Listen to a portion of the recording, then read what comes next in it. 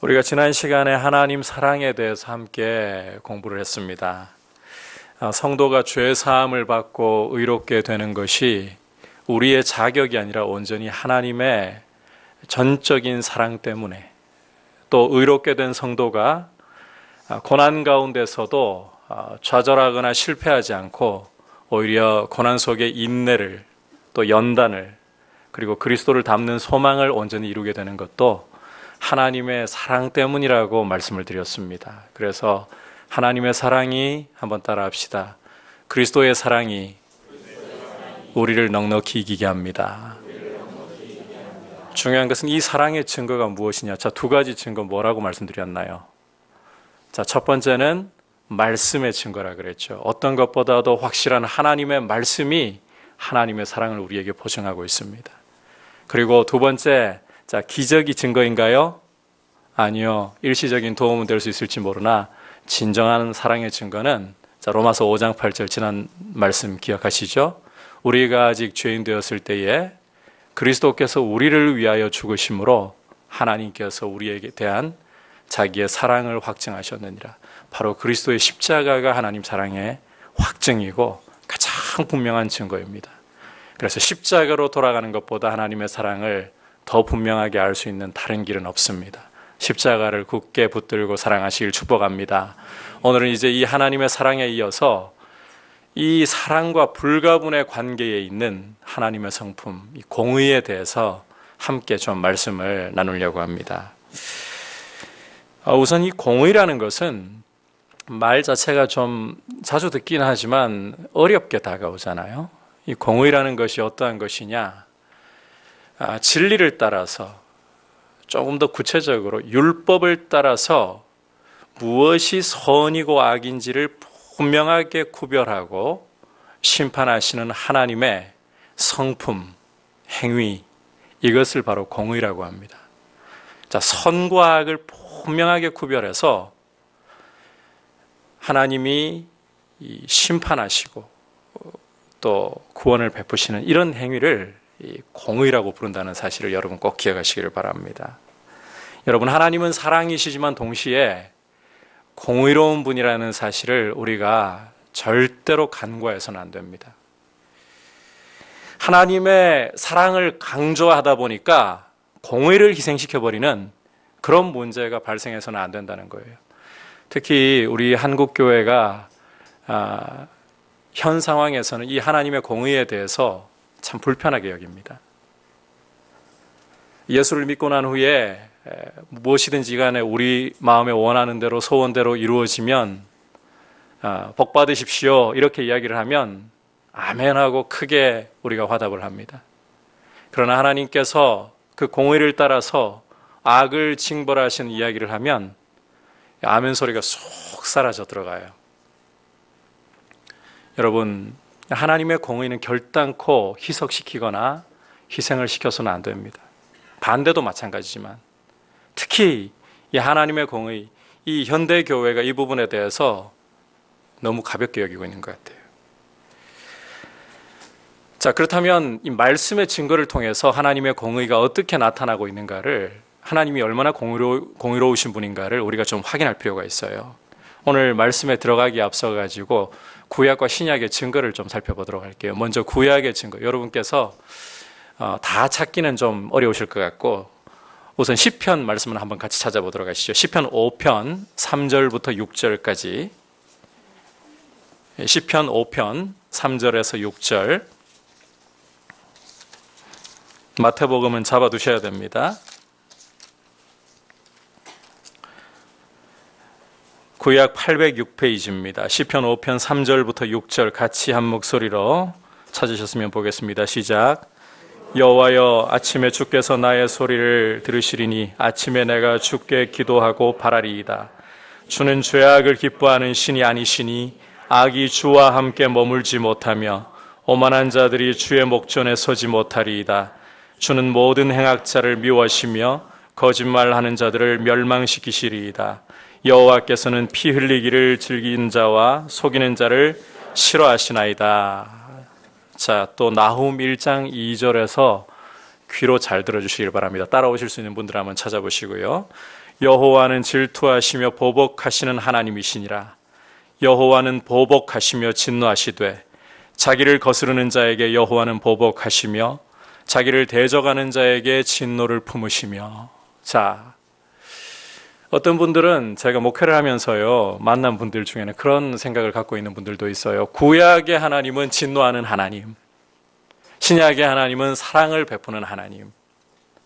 이렇게 신약과 구약을 딱 나눠가지고 하나님도 진노하는 하나님, 사랑의 하나님 이렇게 이원론적으로 구분하는 성도를 만난 적도 있어요. 그것도 집사님 중에. 과연 구약만 그렇게 진노를 말씀하고 있는 걸까요? 아닙니다. 신약에서 그 증거들을 하나님이 공의로운 분이시고 죄에 대해서 진노하신다는 것을 우리 주님이, 예수님이 직접 말씀하셨다는 것부터 제가 증명을 좀 하고 싶어요. 마태복음 5장 22절, 이 천국 대헌장이라고 부르는 산상수훈 말씀입니다. 마태복음 5장 22절, 나는 너희에게 이르노니 형제에게 노하는 자마다 심판을 받게 되고 형제를 대하여 라가라 하는 자는 공회에 잡혀가게 되고 미련한 놈이라 하는 자는 지옥불에 들어가게 되리라. 29절도 보십시오. 만일 내 오른 눈이 너로 실족하게 하거든 빼어내버리라. 내 백체 중 하나가 없어지고 온몸이 지옥에 던져지지 않는 것이 유익하며. 하나님께서는 지옥불에다가 죄인을 심판하시는 분이라고 분명하게 예수님이 직접 말씀을 하고 계십니다. 사도 바울뿐만 아니라 신약의 기자들도 하나님의 진노에 대해서 어떻게 말씀하고 있는가? 로마서 1장 18절에 이렇게 말씀하고 있습니다. 하나님의 진노가 불의로 진리를 막는 사람들의 모든 경건하지 않음과 불의에 대하여 하늘로부터 나타나나니. 히브리서 기자는 또 12장 29절에서 우리 하나님은 소멸하는 불이심이라. 야고보 장로님은 야고보서 5장 9절에서 형제들아 서로 원망하지 말라. 그리하여야 심판을 면하리라. 보라, 심판주가 문 밖에 서 계시니라. 여러분, 지금 신구약의 증거들을 정말 너무너무 간략하게 뽑은 수준에 불과해요. 하지만 이 말씀만을 봐도 하나님은 죄에 대해서 결코 용납하실 수가 없고 죄와 함께 유하실 수가 없고 죄를 반드시 심판하시고 징벌하실 수밖에 없는 공의로운 분이시다. 이 사실이 말씀을 통해서 거듭거듭 구약 신약 동일하게 말씀을 하고 있습니다. 여러분, 하나님이 공의로운 분이라는 사실을 우리가 하나님이 사랑이시라는 사실을 못지않게 중요하게 생각하고 이 사실을 우리가 굳게 붙잡아야 돼요.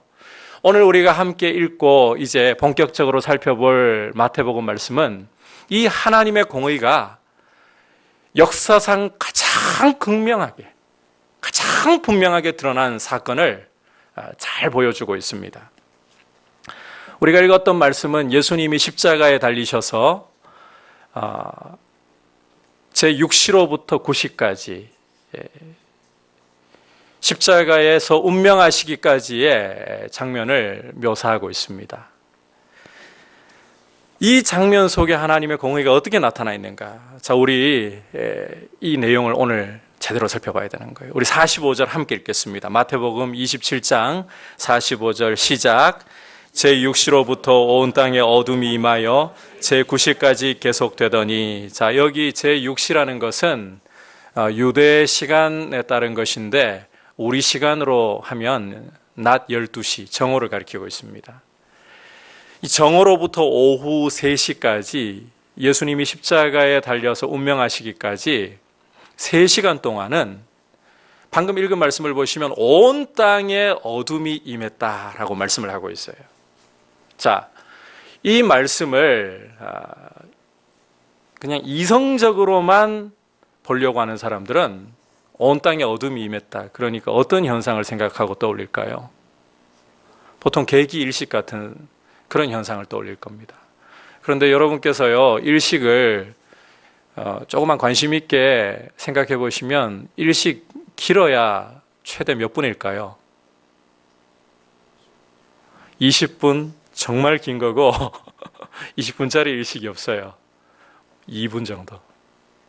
이게 일식이라고 그냥 과학으로 이야기를 해도 맞지 않는 거예요. 자, 오늘 우리가 이 예수님의 십자가 장면에서 보고 있는 온 땅에 드리워진 이 어둠은 구약의 한 사건을 배경으로 하고 있어요.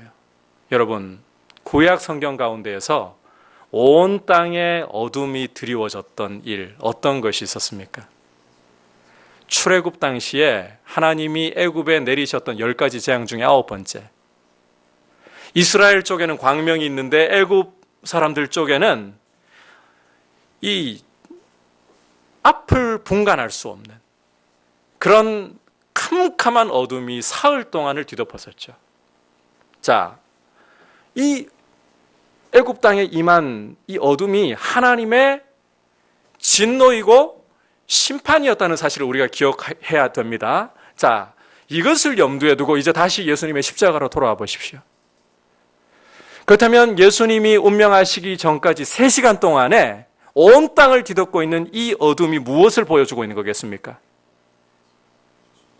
바로 하나님의 심판이 임하고 있다는 거예요. 하나님의 진노와 그 진노에 따른 심판이 지금 이 십자가를 뒤덮고 있다는 거예요.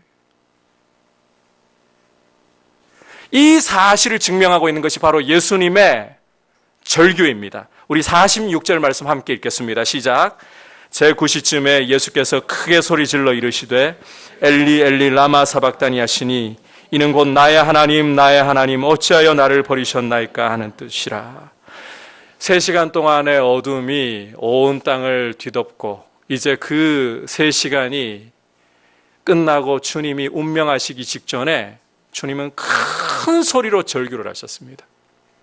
엘리 엘리 라마 사박다니. 47절을 보면 이 당시에 이 절규하시는 소리를 듣고 어떤 사람들은 엘리야 부르는가 보다 이렇게 오해를 하기도 했는데, 자, 이 엘리 엘리 라마 사박단이라는 말씀은 시편 22편을 인용한 것이죠. 나의 하나님 어찌하여 나를 버리셨나이까.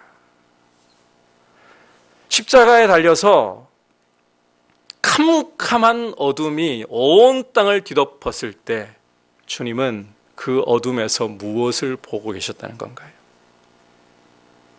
하나님이 시편 22편을 인용하시면서 하나님이 나를 저주하시고 심판하고 계시는구나.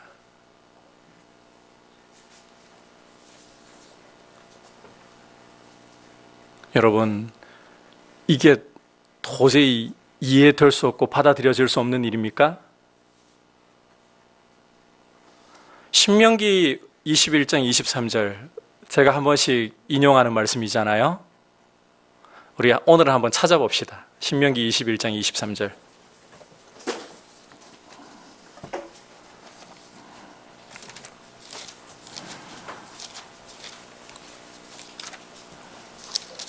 구약 성경 295페이지입니다. 신명기 21장 23절. 끝부분만 우리가 한번 보도록 하겠습니다. 나무에 달린 자 23절 끝부분 시작. 나무에 달린 자는 하나님께 저주를 받았습니다. 여러분, 십자가에 달려서 온 땅에 어둠이 임해서 3시간을 계속해서 이 어둠이 뒤덮고 있고, 그 상황 가운데 주님은 나의 하나님 어찌하여 나를 버리셨나이까. 당신이 하나님의 저주와 심판을 받고 있음을 선언을 하셨습니다. 그리고 모세 율법도 이렇게 나무에 달려있는 자는 어떤 상태에 있는 것이라고요? 하나님의 저주를 받은 것이라. 여러분, 이 예수 그리스도의 십자가는 하나님의 저주와 심판이 임하고 있는 현장이라는 거예요. 자, 그런데 우리가 여기에서 이제 질문을 던져야 합니다. 예수님이 누구이십니까? 죄가 없는 하나님의 아들이십니다. 요한복음 1장 1절 말씀을 보시면 태초에 말씀이 계시니라. 이 말씀이 하나님과 함께 계셨고 이 말씀이 곧 하나님이시라. 그리고 1장 14절에서 요한은 또한 그렇게 말하고 있습니다. 말씀이 육신이 되어 우리 가운데 거하시니 우리가 그 영광을 보니 아버지의 독생자의 영광이에요. 예수 그리스도는 죄 없는 하나님의 아들이십니다. 자, 그런데 여러분, 지금 하나님의 아들이 나무에 달려서 하나님의 저주를 받고 있습니다. 온 땅에 어둠이 임함으로 하나님의 저주가, 심판이 지금 임하고 있다는 것을 모든 사람들이 눈으로 보도록 증거를 주고 있습니다. 왜 죄 없는 하나님의 아들이 저주와 심판을, 그것도 아버지로부터 저주와 심판을 당하고 계셔야 하는 겁니까? 왜 하나님은, 여러분, 단 한 번도 분리되어 본 적이 없으시던 아버지 품 안에 있던 독생자를 십자가에서 저주하시고 심판을 하셔야 하느냐, 이 말이에요. 왜? 그 이유는 너무나도 분명합니다. 예수님이 세상의 죄를, 바로 우리의 죄를 대신 짊어지셨기 때문이라는 겁니다. 자, 그러면 여러분, 이제부터 머리를 계속해서 잘 쓰시면서 따라오셔야 돼요. 한번 여러분께 여쭤보고 싶어요.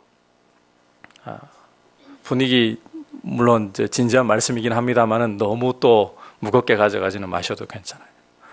여러분, 예수님이 그러면 우리 죄를 짊어지신 순간이 언제인가요? 우리가 성경을 이해할 때에 성경이 열어주는 데까지는 우리가 다 알려고 노력을 해야 되거든요.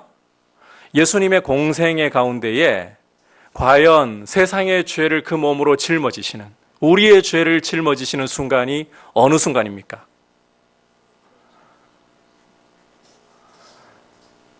자, 예수님이 공생애를 시작하실 때 먼저 어떤 일부터 하셨습니까? 세례 요한에게 찾아가셔가지고 세례를 받으셨죠. 여러분, 이 세례라는 것이 누가 받는 것입니까?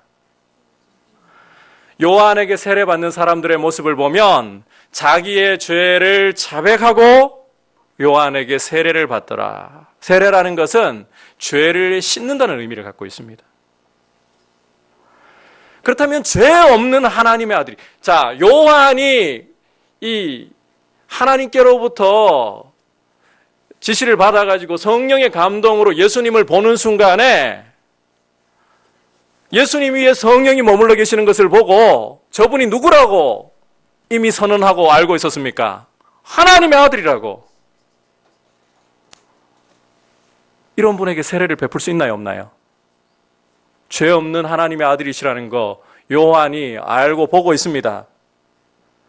그런데 예수님이 자기에게 세례를 베풀어 달라. 죄인이 받아야 할 세례를 예수님이 베풀어 달라. 요한이 두렵고 떨려가지고 당신이 나한테 세례를 베풀어 주셔야 할 상황인데 제가 어떻게 당신에게 세례를 베풉니까? 하지만 주님이 이렇게 하는 것이 하나님의 뜻이다.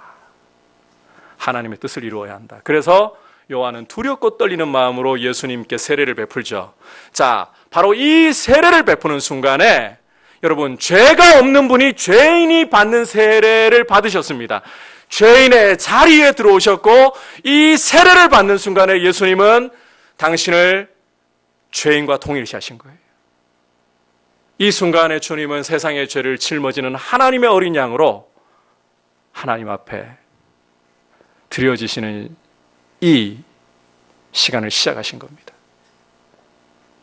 그래서 요한은 보라, 세상 죄를 지고 가는 하나님의 어린 양이로다.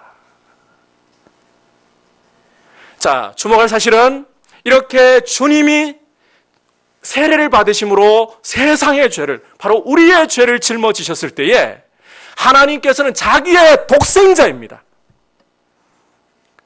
하나님 품 안에 있던 사랑하는 아들입니다. 그럼에도 불구하고 아들을 아끼지 않으시고 그 위에 저주와 심판을 쏟아 부으셨습니다. 이게 바로 예수님의 십자가입니다. 여러분, 우리가 십자가를 바라볼 때에 하나님이 우리를 얼마나 사랑하시는가. 맞아요. 우리를 향하신 하나님의 사랑이 극명하게 드러나 있어요. 동시에 이 십자가에는 자기 아들이라도 우리의 죄를 뒤집어 썼을 때에 아끼지 않고 진노와 저주를 쏟아부으시는 하나님의 이 공의, 하나님의 이 죄에 대한 철저한 분노, 이 죄에 대한 미움, 이것이 극명하게 드러났다는 거예요. 우리가 십자가로 가까이 갈수록 하나님이 얼마나 우리를 사랑하시는가, 자기 아들을 내어주실 만큼, 동시에 죄를 얼마나 미워하시는가, 자기 아들이라도 죄를 짊어지고 있을 때는 아끼지 않고 저주와 심판으로 죽임 당하게 하실 만큼. 여러분, 우리가 십자가를 바라보면서 하나님의 공의를 깊이 알아가야 합니다. 하나님의 사랑을 바르게 한다면 우리는 하나님의 공의를 또한 바르게 알아가야 합니다.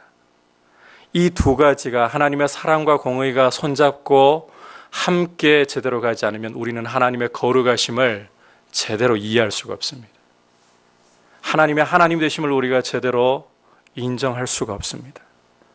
여러분, 우리는 죄에 대해서 히브리서 강해를 쭉 하면서 히브리서 기자가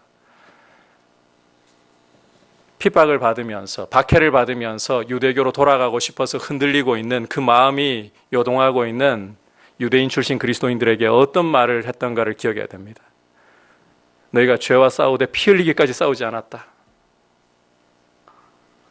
우리는 과연 하나님이 보시는 대로 과연 죄를 바라보고 있습니까? 우리는 과연 하나님이 미워하시는 대로 죄악을 미워하려고 하고 있습니까?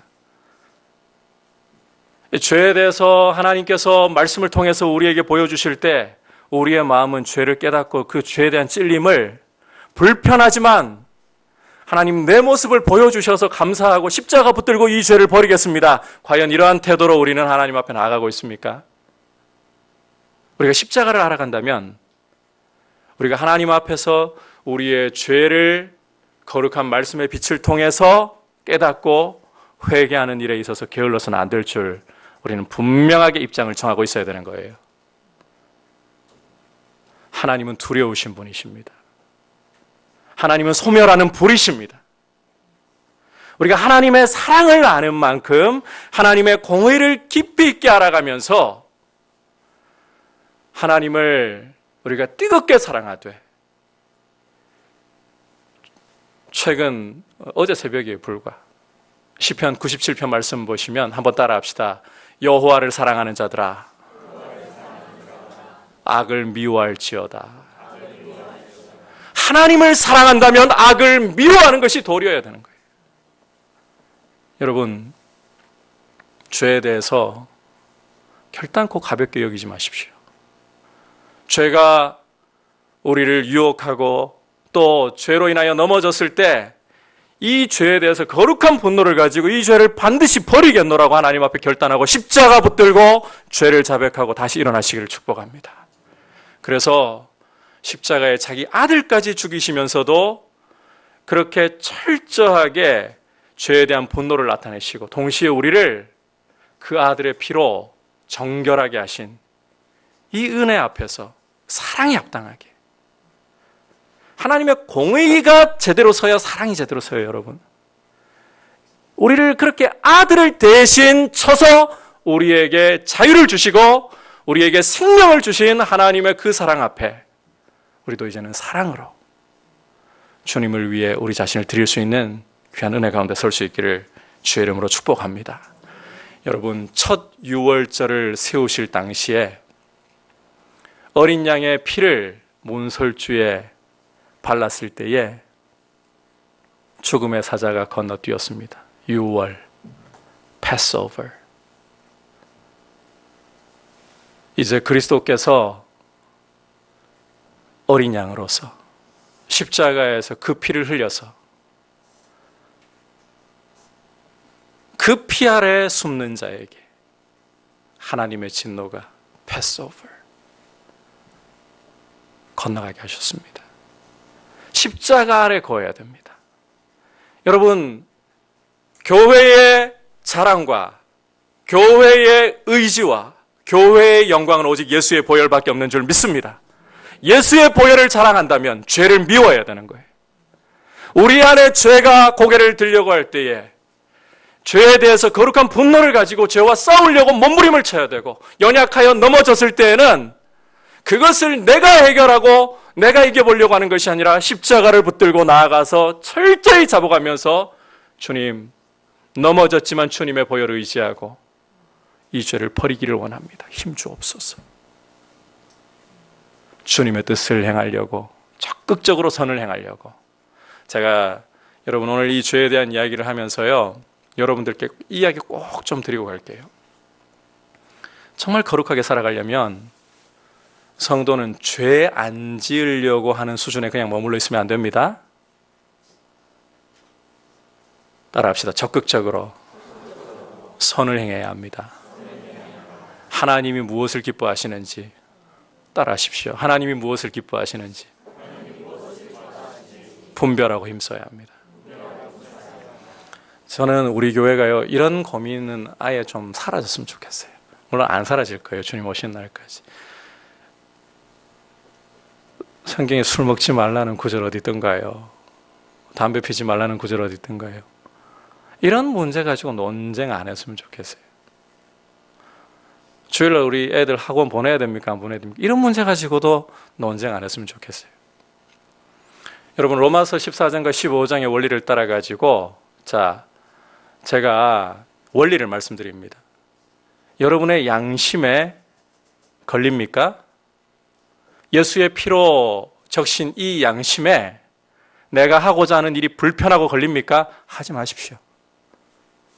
두 번째로, 양심도 죄로 무뎌질 때는 올바른 기능을 제대로 못할 때가 있습니다. 그래서 두 번째는 하나님께 영광이 되느냐, 이 질문을 던지십시오. 이 날줄과 시줄로 그물을 짜서 여러분이 걸러보면 과연 내가 해야 할 것인가 하지 말아야 할 것인가 어느 정도 분별이 설 거예요. 성경에 명시되어 있는 것은 여러분 의심하지 마세요.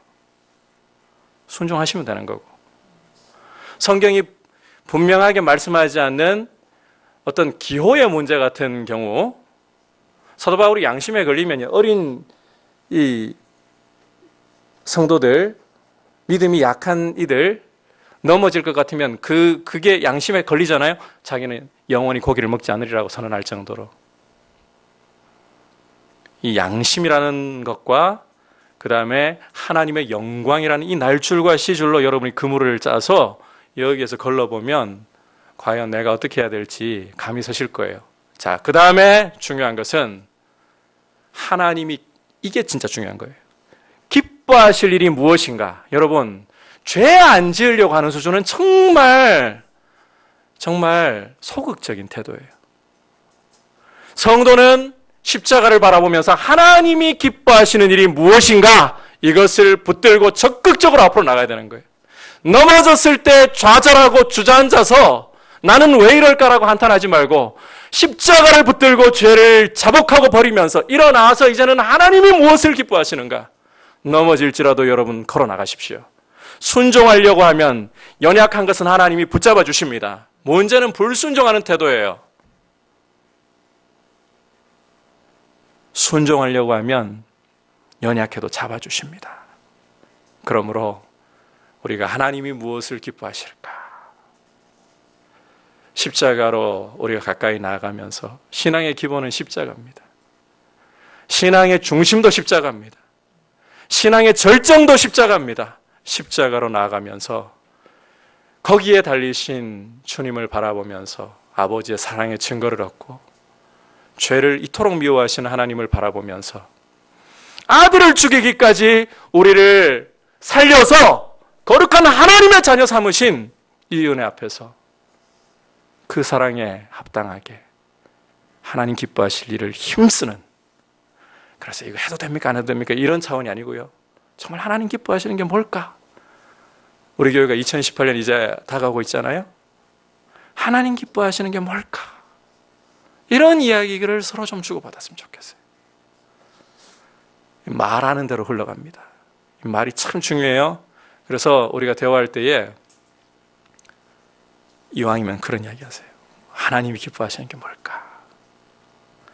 여러분 서로 손가락질하면서 왜 그거 못합니까? 왜 그거 수준이 그거밖에 안 됩니까? 이러지 말고 우리가 무엇이 하나님이 기뻐하시는 일일까? 어떻게 하면 하나님이 기뻐하시는 일을 할까요? 이러한 말들로 우리의 삶을 십자가에 합당하게, 이 하나님의 오늘 공의를 바라보면서 십자가에 합당하게 그렇게 드릴 수 있기를 주의 이름으로 축복합니다. 우리 같이